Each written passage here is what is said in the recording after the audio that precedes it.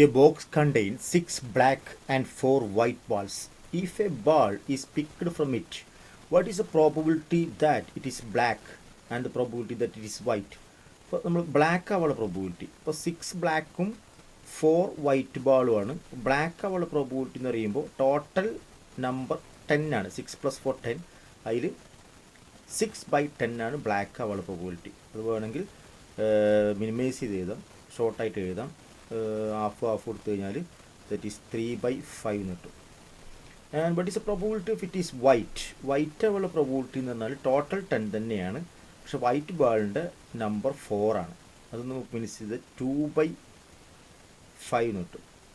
ഇത് 3/5, ഇത് 2/5. അതായത് നമ്മൾ മനസ്സിലാക്കി കണ്ട് 3/5 ആണ് ചാൻസ് കൂടുതൽ.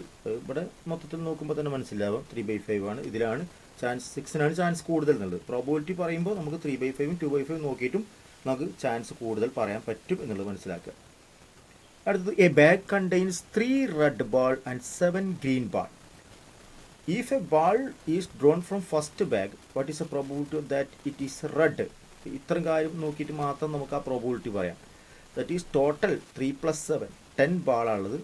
And probability of it is red ആണ് ക്വസ്റ്റ്യൻ. റെഡ് നമ്മൾ ഫേവർ ചെയ്യുന്നത് 3 റെഡ് ആണ്. That is probability is 3/10.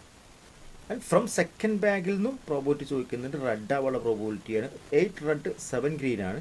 അപ്പോൾ നമ്മൾ മനസ്സിലാക്കേണ്ടത് 8 റെഡ് 7 ഗ്രീൻ ആകുമ്പോൾ ടോട്ടൽ 15 ആണ്.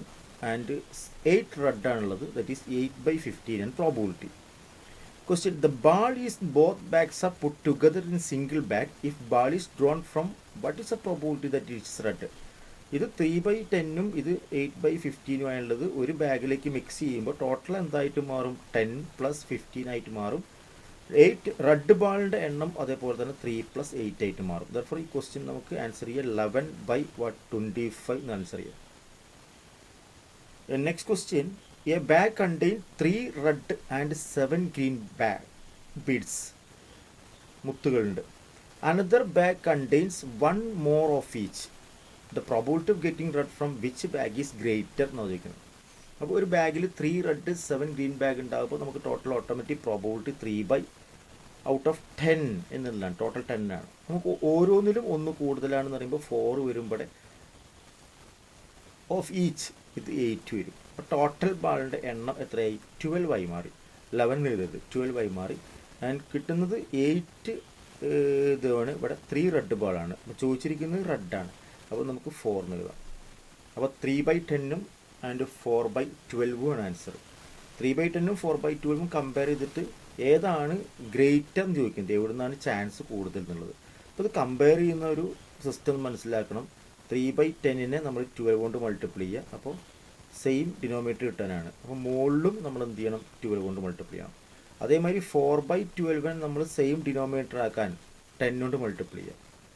മുകളിലും നമ്മൾ എന്ത് ചെയ്യണം? 10 കൊണ്ട് മൾട്ടിപ്ലൈ ചെയ്യണം. അപ്പോൾ ഏത് നമ്പറാണ് വലുത് നോക്കിയാൽ മതി. ഇത് നമുക്ക് 3 × 12 36 ആണ്. ഔട്ട് ഓഫ് ദിസ് ഈസ് 120 ആണ്. ഇവിടെ 40 ഔട്ട് ഓഫ് 120 ആണ്. സ്വാഭാവികമായിട്ടും ദിസ് നമ്പർ ഈസ് ബിഗർ. അപ്പോൾ രണ്ടാമത്തേലാണ് നമുക്ക് ചാൻസ് കൂടുതൽ എന്നുള്ളത് മനസ്സിലാക്കാൻ പറ്റും.